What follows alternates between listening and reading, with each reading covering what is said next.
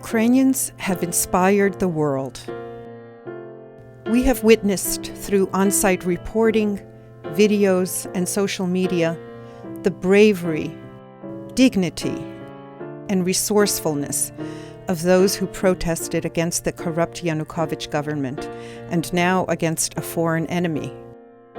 Just as we were inspired by these people, so was Markian Paslawski, son, brother, cousin, uncle, friend. And he joined them on the front lines, on Maidan and then on the Eastern Front. He wanted to share with us the stories about the courage, creativity, defiance, and commitment of the people who inspired him.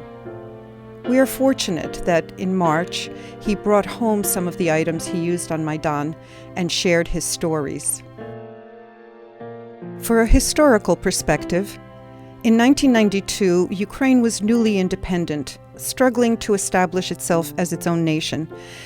It was seeking to pull itself out of Russia's shadow and into the light. That was also the year Markian Paslawski moved to Ukraine.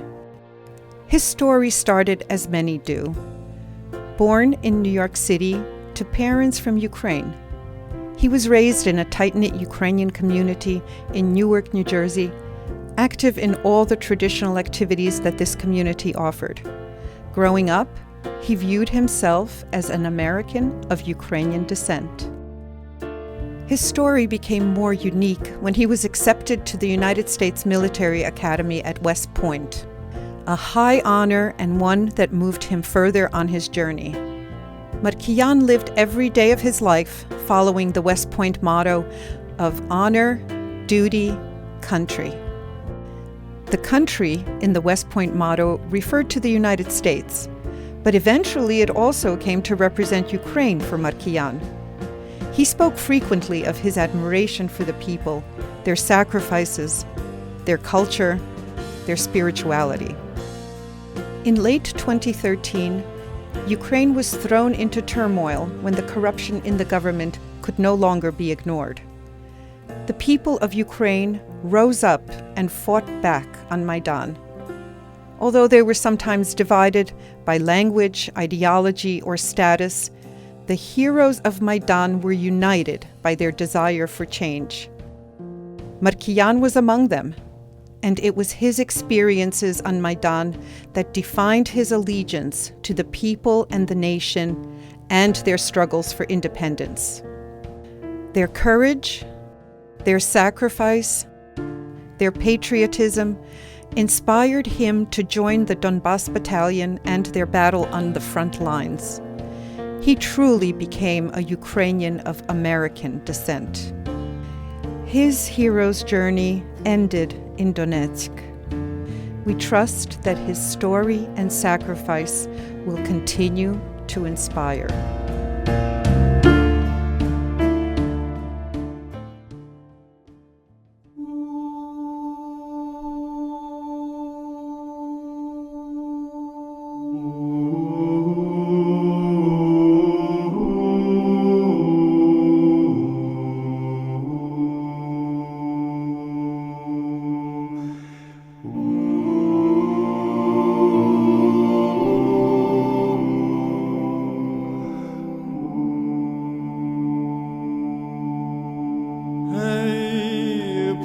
Кача по Тисині, плине кача по Тисині.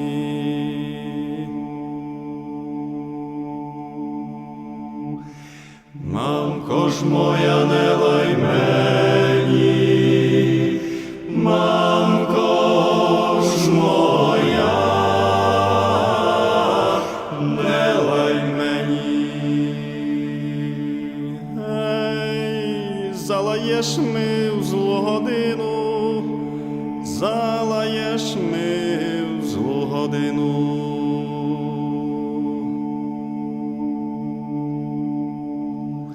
Сам не знаю, де погину, сам не знаю, де погину.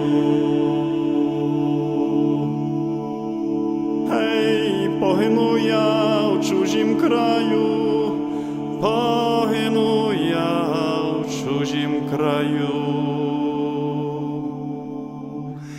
Хто ж ми буде брати яву? Хто ж ми буде брати яву?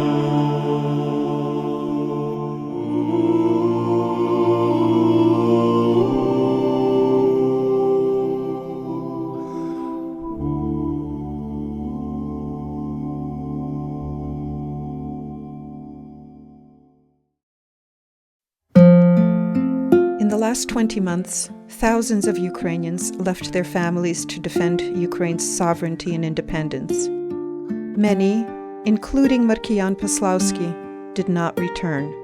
Others sustained serious injuries. After Markian's funeral, we visited the Ukrainian military hospital in Kyiv, where we met some of the injured soldiers. One of them was a 22-year-old volunteer, injured in a firefight, and the lone survivor of a 10-man squad. Most of his arm function was gone as a result of shrapnel wounds. Yet, he said, "As long as my finger works, I am going back to Donbass." He suffered complex right arm and right leg high-energy shrapnel wounds. 2/3 of the nerves of his right arm were severed.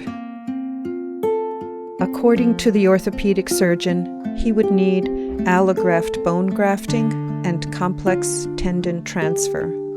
These procedures are not currently available in Ukraine. Consequently, his prognosis is poor. The 22-year-old volunteer was one of several we personally met, and one of thousands of dedicated soldiers who were wounded and need rehabilitation. After the visit to the military hospital, Markian's nephew, an orthopedic surgeon, noted that medical resources like bandages, tourniquets, and first aid kits were imminently needed. He stated that resources will improve the outcomes of these soldiers, both long and short term. Amputees would need prostheses and rehab, and complex functional injuries would require complex orthopedic surgery. We saw the need, and we asked how we could help. Early on, we reached out to the IAFA, the International Alliance for Fraternal Assistance, a non-governmental organization founded by Vika Voronovich, together with fellow Maidan medic Yuri Mosin. Vika, a lawyer by profession, was on Maidan as a volunteer medic every day for 2.5 months. Her husband Roman is an American and a former editor at the Ukrainian Weekly. Roman works with the U.S. Embassy in Kyiv and is a partner in the IAFA.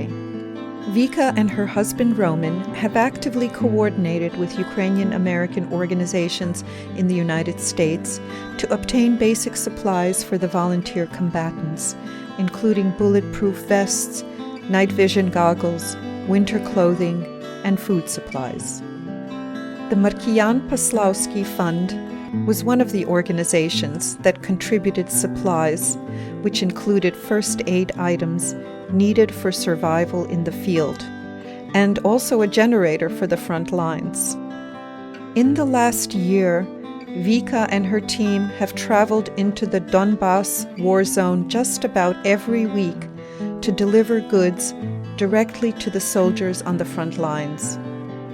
Wary of ongoing corruption and demanding assurance that her precious cargo would get to its intended recipients, she obtained 2 large cargo vans to forego various middlemen and transport the goods directly to the front lines. In addition, she helped dozens of wounded receive specialized medical assistance by coordinating medical evacuations to U.S. hospitals that have agreed to treat the victims pro bono.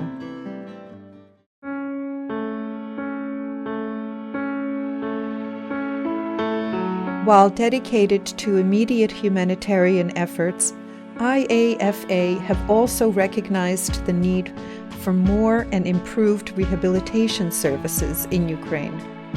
Recently, they visited 2 rehabilitation sites in western Ukraine, in Kovel and in Lviv, and they recommend that efforts be applied to the Lviv facility, called the Lviv State Enterprise for Mobility and Prosthetics, located at 10 Rudenska Street.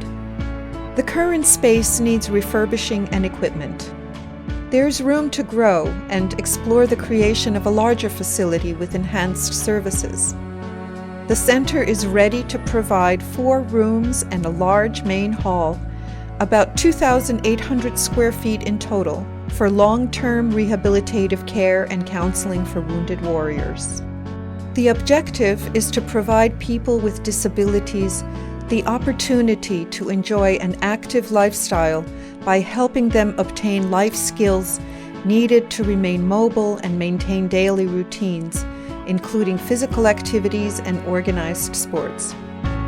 Such a project, if properly developed, will concentrate the newest rehabilitative techniques and methodologies for returning people with disabilities to society in a single center. It will make the Lviv State Enterprise for Mobility and Prosthetics among the most important such facilities in Ukraine. We can never repay these men and women for their sacrifice, but we can let them know that they are in our thoughts and prayers. Help us honor these living heroes with our support.